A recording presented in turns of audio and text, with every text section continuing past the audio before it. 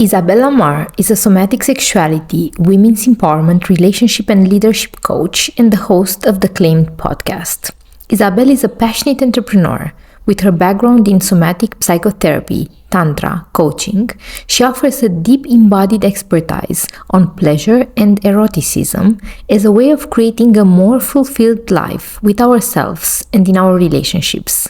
She guides individuals and couples to embrace their natural magnetism and to feel safe to open up the body to experience more love, pleasure, and abundance. Isabel is known for giving effortless permission to people to access their pleasure and ignite their erotic aliveness for the ripple effect that it has in all areas of their life. Hello everybody, I'm so pleased to introduce here with me today Isabel for another episode of the Healer Hub podcast. Hi Isabel, how are you? Hello gorgeous, I'm really well. How are you? I'm good. I'm very excited about our conversation, diving deep into conscious dating, the magnetic woman, and everything that you are offering. I'm excited as well. So tell us a little bit about you and what is your background story? Yeah, it's funny when people ask me the question, like, what is your background? How did you come to do this work? I can have so many different answers because there have been so many little stories that created a bigger story. Mm-hmm. But I feel like, especially in terms of the topic around dating, relationships, and embodying the magnetic woman, there's two aspects of it. One is I feel like I grew up in an environment that was completely disconnected from intimacy. And so for me to really desire like a meaningful relationship and inquire that through like most of my life, it brought me into like doing so many different steps which aligned me more deeper to myself, to embody who I am as a magnetic woman, as all women are, because we are all magnetic on the inside, but also into decondition all these patterns that we have around the masculine, or what a relationship is, what a healthy relationship is, and then adjusting all that to the modern world, because the dating of these days, it's really different from the dating even of 10 years ago, like not even going that further, like even 10 years ago was so much different. So I feel like it's been a process for me of deeper inquiring and decondition and come closer to myself, and also the closest I come to myself, to my true nature, the more I liberate my body, my mind, my sexuality as well. I feel like the more I attract the high quality people, not just like in relationships, in my life, in general in my life, that are matching like who I am and also where I want to go, like how I want to expand even deeper. So that's been a bit of my journey, touched on the surface without going too deep into it. But yes, it's been part of my story. Yeah, the law of resonance, right? Like as we expand into who we authentically are and we shine as such, then there is more space for the people who are truly aligned and who can also be in the presence of that. Because sometimes it can feel very uncomfortable for people who have yet to sit with their own truth and the truth maybe of their own emotions, to sit next to somebody who can hold anger, and for whom, for example, anger is kind of the same as joy. Yeah, totally. Yeah, as you say, that's something that comes to me. It's really this process of deepening, and it is uncomfortable. It is sometimes I wouldn't say lonely, but it's like there's some pains, some core pains that are so tender within all of us that not everybody goes there. Not everybody is willing to meet these parts, and something I always say to my clients and to the people, my friends, and all of it. It's like when you meet it, it's actually not as painful. Like the idea that we have all the protection that we create, it's much more painful than actually meeting these parts. Are really uncomfortable for sure. Like they hold lots of, shame, rejection, usually like all these, the most tender part of us, but it's actually not that bad. Like they're just the most human and precious parts of us. Yeah. Yeah. So you mentioned these core, how to call them, core challenges. And I'm wondering if you could just maybe mention some of them that you've encountered in yourself or in your clients, because I think that these are the ones that are usually triggered also in partnership. And when we are dating consciously or unconsciously, this is what usually comes out to play. Mm. Yeah, sure. They usually pieces of deep rejection, pieces of abandonment, pieces of not feeling met, maybe in ourselves from the other. And what I often come to see is that, yes, it is about us meeting ourselves, but we often are so hurt from maybe like previous relationships or our childhood that it's really hard to even give the other the possibility to meet us. It's either like we are open and we like avoid and bypass the reality of what is in front of us, which often there's like lots of red flags or parts of like where the other maybe doesn't even know, it's not even aware of how we need to be met, or we do the opposite. So we completely we either like desire that and we ask for it, or we completely shut down and avoid these parts and play small and don't even speak up and don't meet the core need. Because what I often, when I connect with women, with my clients, and I do that myself, I totally admit it, when I ask my clients, what do you need? What they reply to me, it's like what they want. They're like, I want the other person to do this. I want the other to show up in this way. I want, it's always on the other, right? It's always like, I want. And I'm like, that's not your core need. That's not your core need. What you're wanting, usually it comes from a place of expectations, from a place of lack within yourself, and you're already like wanting something that you're not receiving, so you're automatically coming from scarcity. And if you come from scarcity, you're not giving the other person the opportunity to be empowered in themselves so they can meet you. I work a lot with energetics, so like the way we speak the things, the way we show up in these conversations makes a massive difference. But when we access the core wounding, like, I really need to be held. I need to be heard. I need to be respected. And it's not like you need to hold me, you need to respect me, you need to hear me. It's not about the other doing that. It's this is what I need. Can you give me that or not? If not, I give it to myself prior, like I give it to myself. But it's like, it's not a compromise, your core need. It's not something you compromise, it's something that you own. So those core pieces are usually like the most subtle in relationships, in dating, in even long-term relationships.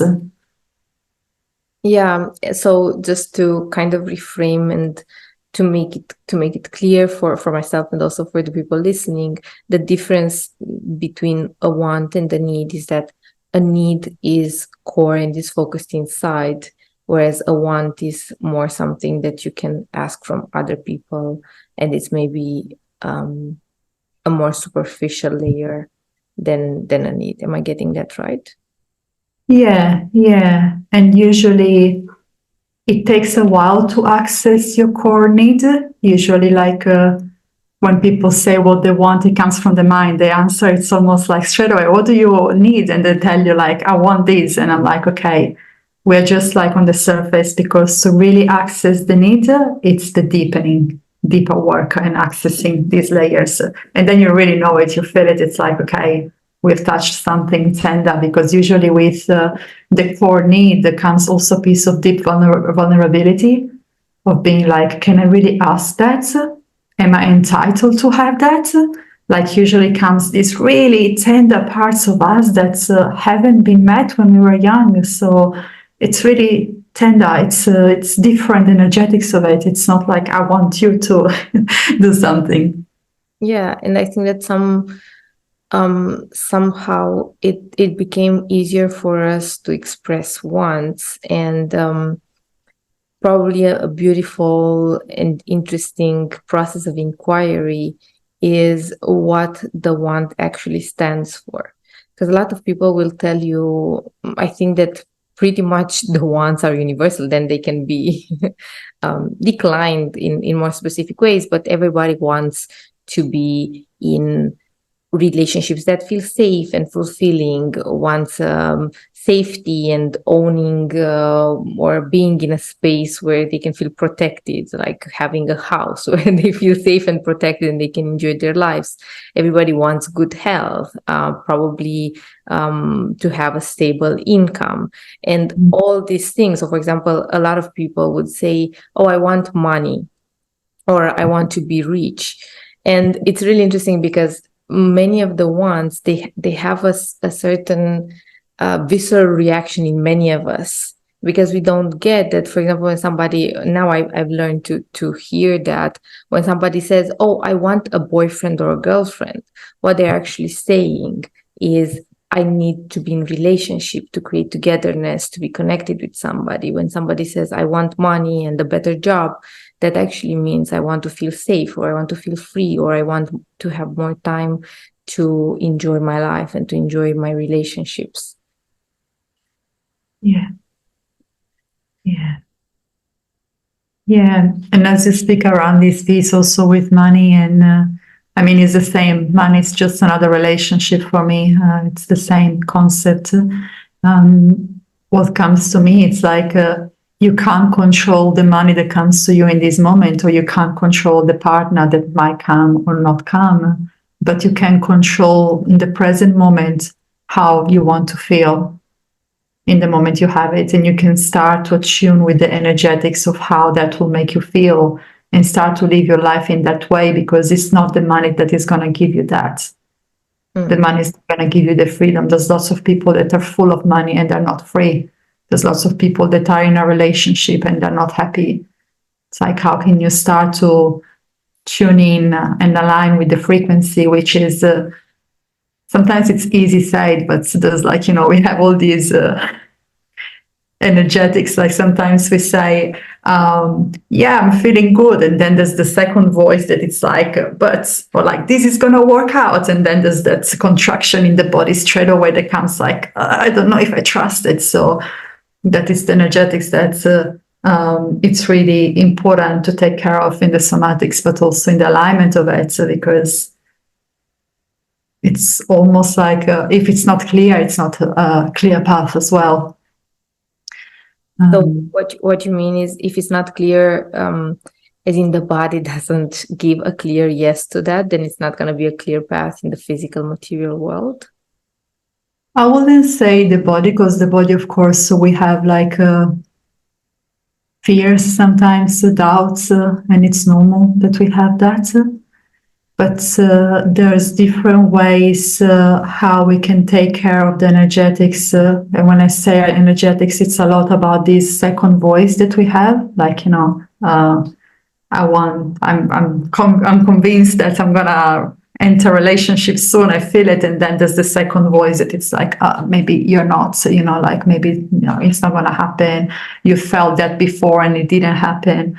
So that it's a piece that's we can work with in the mind, we can work with in the body, and build up evidences and come back into a deep trust and alignment that it's going to happen even when we don't see it coming, even when we don't see the money coming. Like, how can you stay in that? It's like having sex, right? It's like, how can you stay in that aliveness, in that turn on, even if it's not there yet, but you deeply know that it's happening and you trust that it's happening? It's the same. Like, how can you stay in that waiting, in that aliveness, even if things are going opposite side? How can you stay connected to your turn on, to your magnetism, to your aliveness? It's like when you speak with the universe, it's like, yes, I want this. And then the universe starts to give you some signs. And as soon as it doesn't give you signs, you're like, no, but I don't trust you anymore. So we go into this connection. And imagine if it's in a relationship and you're saying to your partner, I'm not trusting you anymore. It straight away brings down the energetics. But how can you stay in the waiting, in the wanting, in the yearning?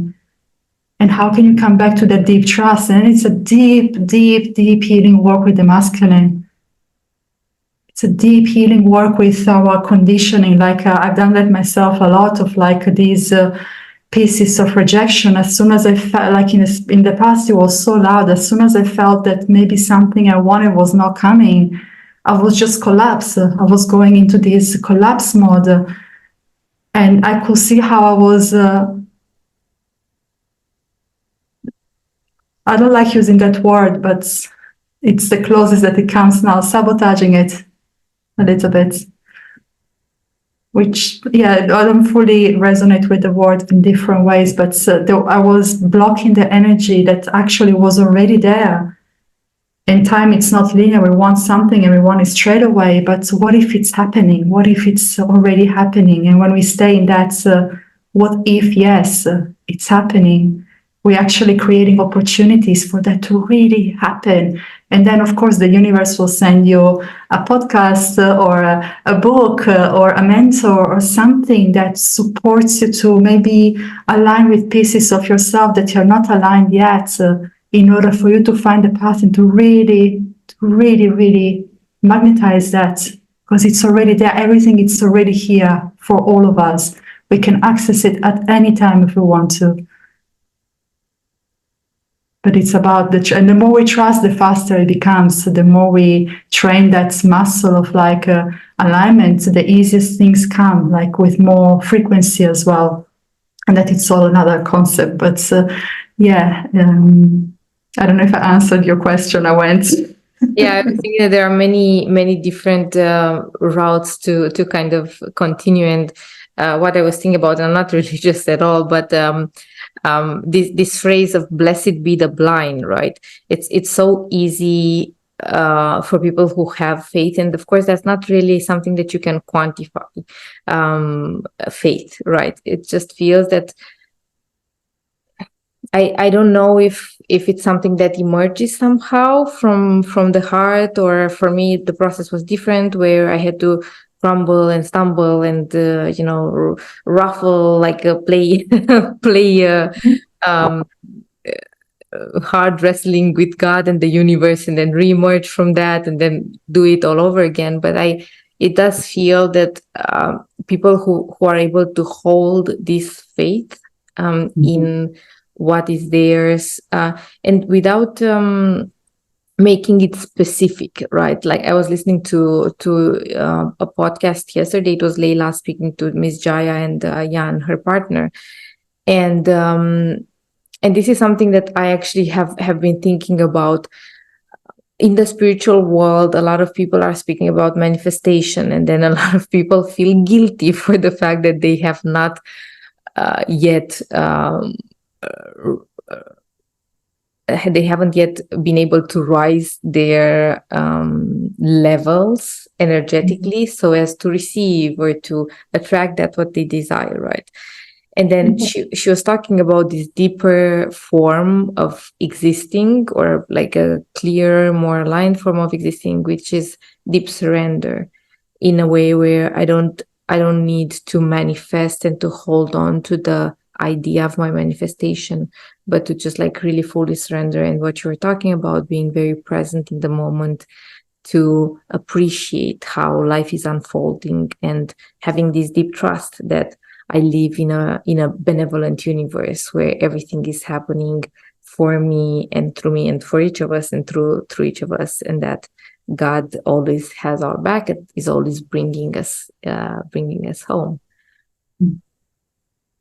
Yeah. Okay. So what does healing mean to you, and how does it relate to the modalities? You mentioned a bit of somatic therapy. How are you actually helping people? It would be interesting if you could.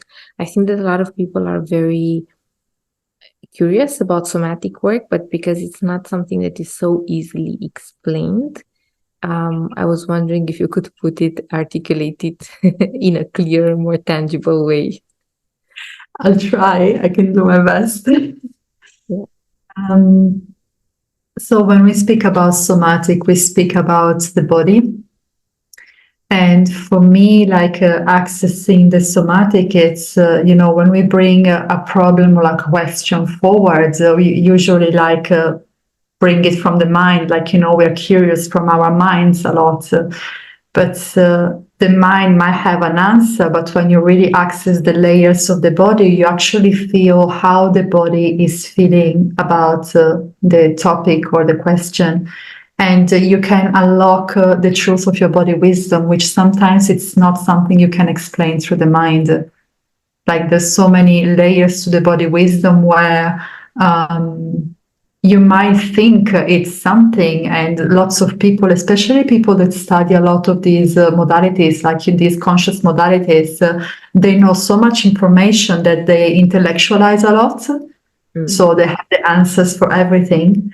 And when you access actually the body, you find a deeper wisdom and sometimes parts of you, layers of you that you never really even thought about. So the body has its natural way of responding through sensations, through blocks, contractions, expansions, through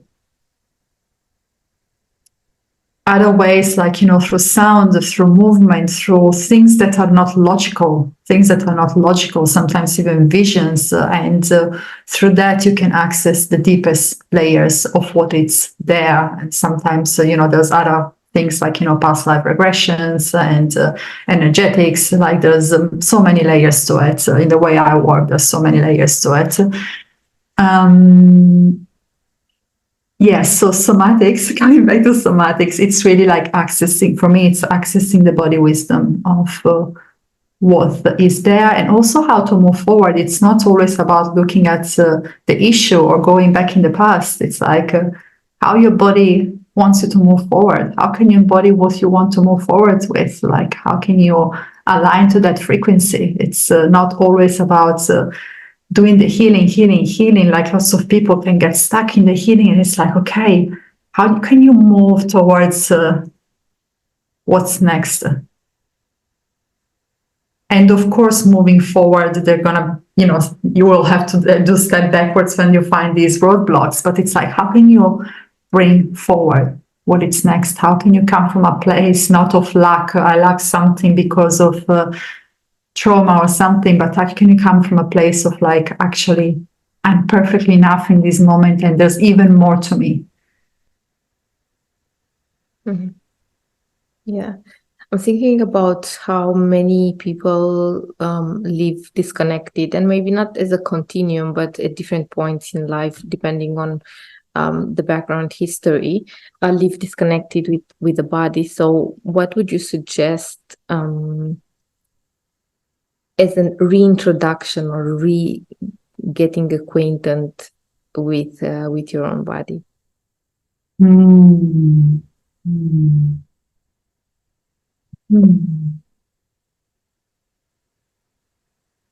For me, something that works all the time, so it's doing some embodiment practices. Like the more we allow our body to, even if you put on a song to dance, not necessarily to look cool or anything like that, but to actually allow the body how it wants to move. and also to explore things like how maybe I can explore ways that I've never moved before. So you like expand the pockets of wisdom in your body by trying something different, by being curious about yourself. So that's one way. Nature, it's one of the biggest. Spending time in nature, being able, like even walking barefoot if you can, like if you're like at the beach or like if you're like in the forest, like walking barefoot and take time in nature, inquire also in nature. Sometimes I love going to nature with a question. Maybe I have a question about my life or some big existential question. And I walk without thinking about the question. Like I just walk and walk and walk. And then I sit in stillness and I just ask the universe for any wisdom. So after the movement, after the time in nature, I'm just there and observe. And sometimes you might see some animals doing something and it's like, wow, that it's almost like an answer. So it's coming back to really the primal, to like we're so conditioned of how we should be living, sitting on chairs, like moving like robots and stuff. It's like, how can you come back to your curiosity, to the primal, to ways that you haven't explored before? How can you trust that? And as well, maybe inquiring to listen in the sensations that you're feeling, asking yourself, like, okay, how am I feeling now in my body? And it's not like I'm feeling good. Like often people are like, I'm feeling good. It's like, okay, do you feel any warmth in your body? Do you feel any sensation? Maybe some tingling. Maybe you feel a bit like discomfort. Like inquire yourself about your body. Be curious about your body. I know that you're working primarily with women and couples. So how are you helping them on their let's call it a deepening journey or healing journey? It really depends what they come for, what it's the inquiry. I do work also with men, but yes, you're right. It's mostly women and couples.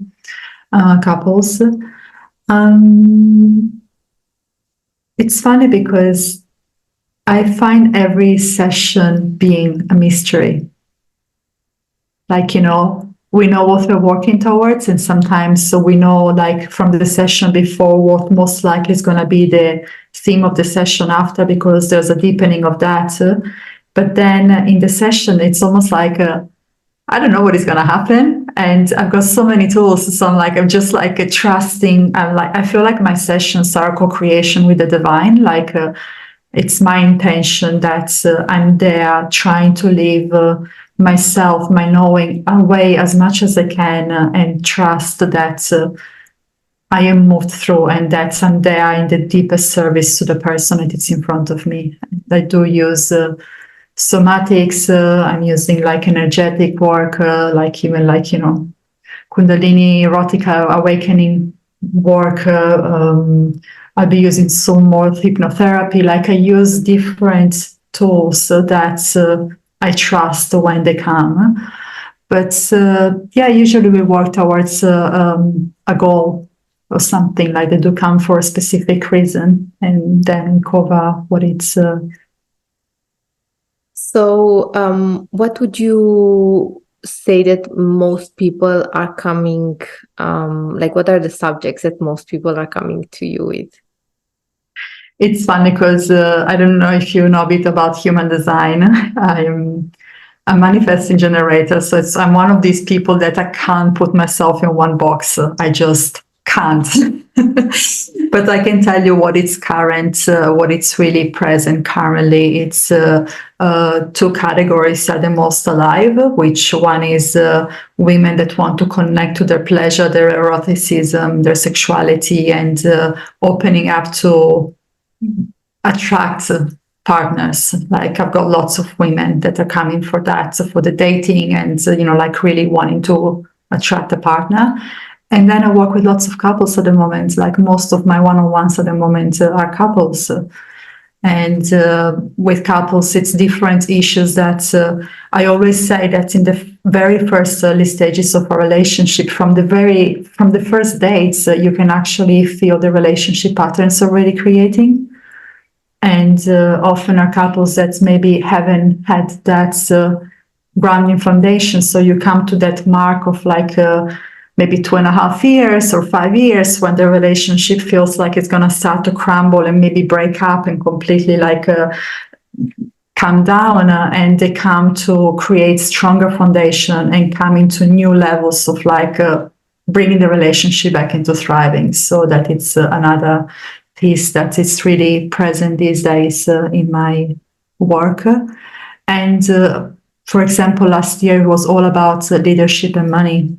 Most of my work was leadership and money. So I'm trusting the waves, but definitely I do work a lot with. For me, it's about living a turned on life, living in fullness, in aliveness, and trusting that you can have it all. Like that's you can truly have it all. Like yeah, and not denying yourself the truth part of yourself, and go for it. Yeah, getting the courage to go for it.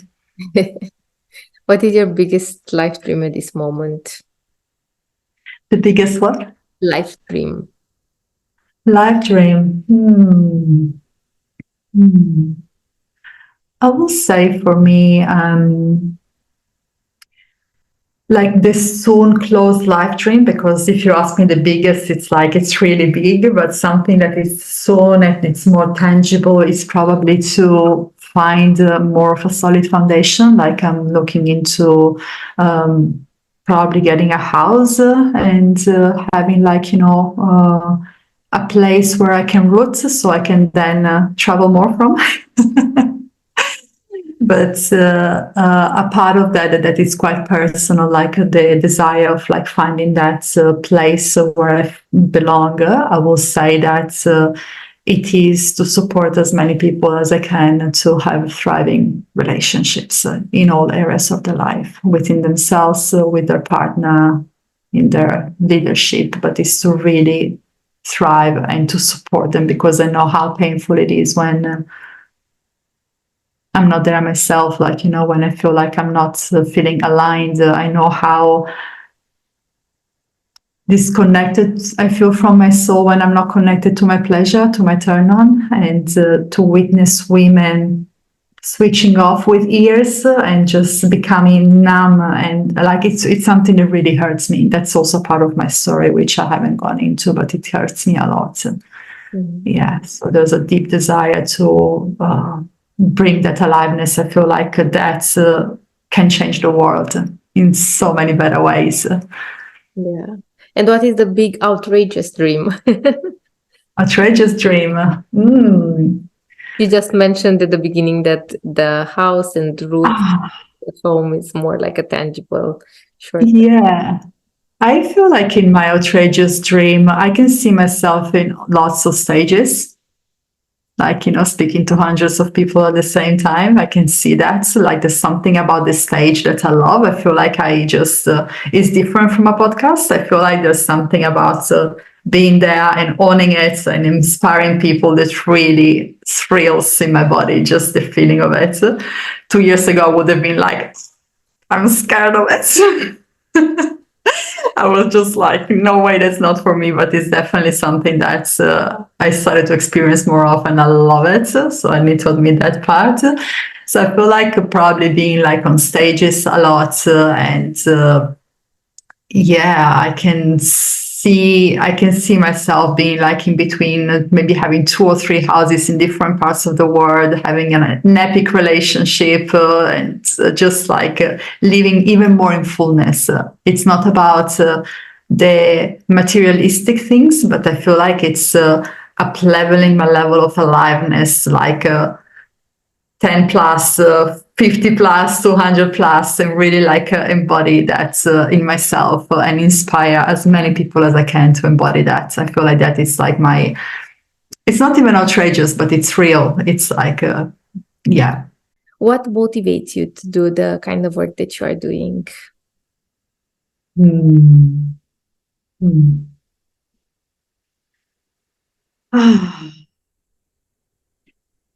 Hmm. I feel like it's way bigger than me. I feel it's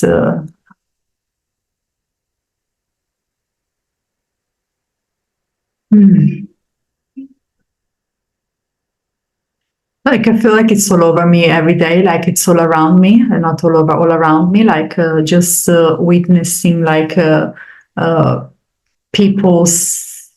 It's not even about suffering, but I feel like there's something around our limitations and feeling unworthy of, like really living the life that we want. I've been there. I've been there around my relationships, and I've attracted the most epic relationship I could ever imagine about.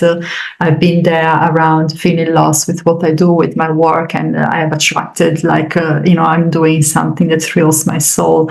I've been there in so many different pockets, especially around this piece of feeling like not good enough. And when I see other people going through it, I know how painful it is. Like I really feel it in my body, and that it's a motivation, that it's all around me every single day. Because I'm like, it feels to me like a prison I've been in. And sometimes knocks me again a little bit, but it's nothing like it was before. Like, I think it's going to be that piece, a constant, almost like a barometer to check where I'm at and how can I step up. So every time I step up, all the, like insecurities come again, and they're like, can you really have more? Can you really? And it's like, oh, yes, it's uncomfortable, but I can. So it's like, it's a constant, because I do the work myself. I want to inspire others. So it's always there. Yeah. You were mentioning just before that you haven't gone deeper into your story around, different type of pain. This, what you just mentioned now, also not fully trusting, not fully believing that everything is possible for you. So I'm wondering how or what were the stages. I'm wondering if somebody listens to this and they find themselves and that resonates, they find themselves in your story and that resonates, then what would be some of the steps or something to kind of give them a bit of a direction so as to where to start the healing journey?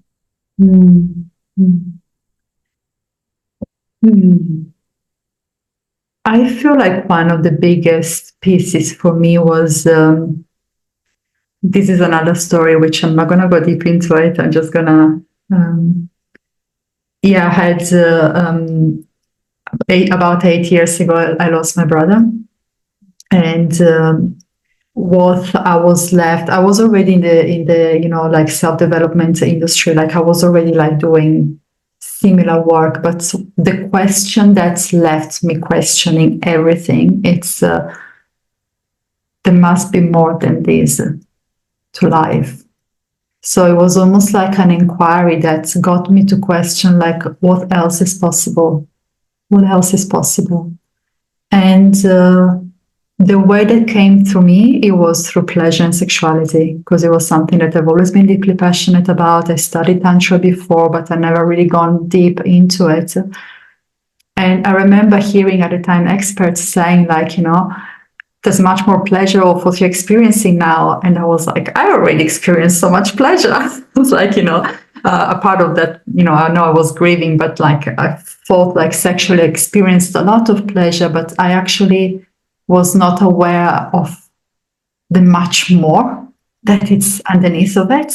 So doing it through pleasure and sexuality, actually, it was just a path. It's not something that other people need to do necessarily, but it was my entry level of questioning what else is there. And then that road took me into all other roads. Like for me, it was just an entry point. It's not like that is the key. Like there's so many different ways these days that people can do it and inquire about themselves.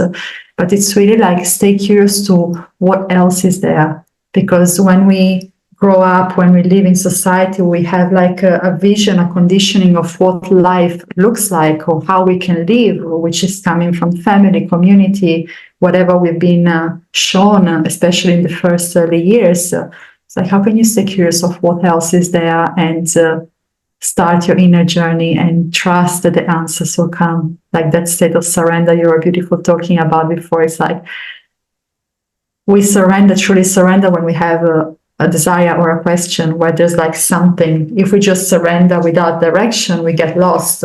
But when there's a container of like wanting to be a better partner, perhaps, wanting to be a better lover, wanting to be a better mother, like whatever it's your drive, like how can you stay with that inquiring and stay and question like what else is there. So I feel like that would be probably my advice. And what is most rewarding in the work that you are doing? What is rewarding? Rewarding. I will say when my students and my clients get back to me with the most amazing messages about like how I changed their lives, like, you know, like just that. I received a message yesterday from a couple that they were about to break up until the day before yesterday, and I've been working with them just for 3 weeks. And they sent me this message that they're the happiest they've ever been.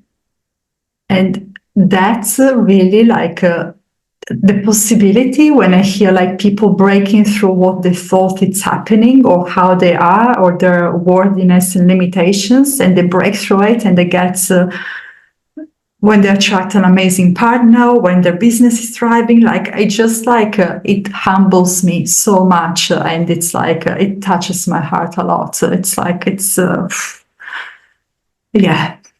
Mm-hmm. Yeah.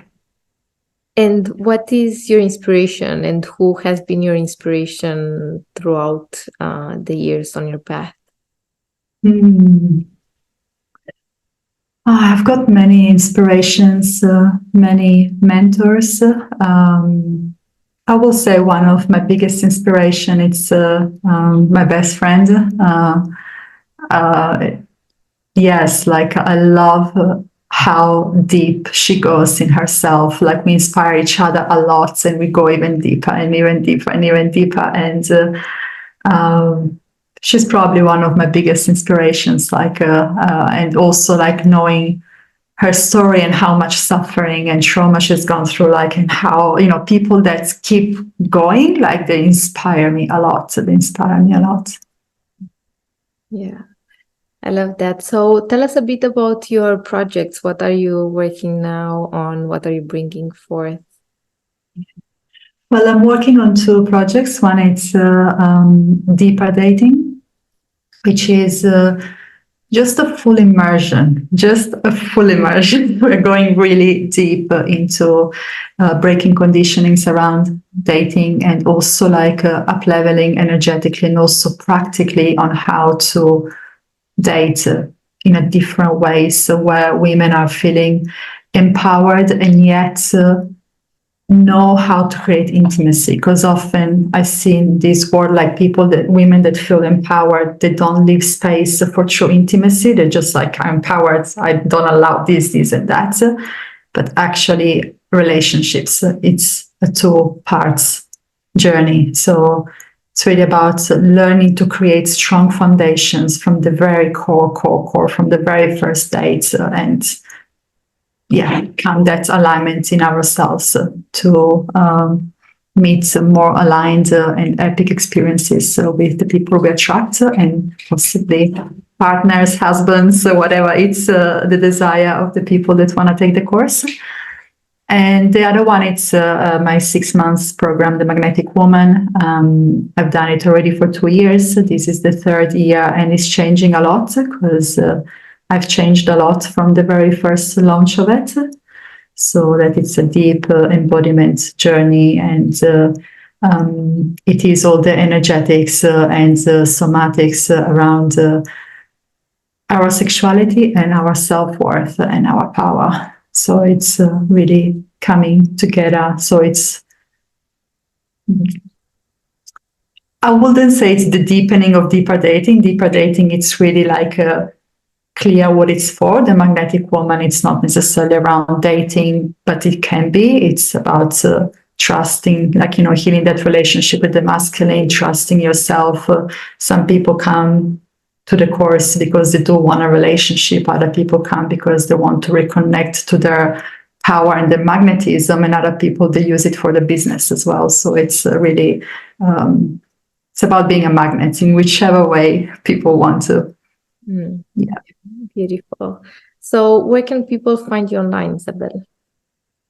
So either through my website, which is isabel-lamar.com, and my Instagram is Isabel_Lamar. Okay. So those are the best ways to find me online. Yes. Yeah, and all the links are going to be added in the show notes so people can find you directly.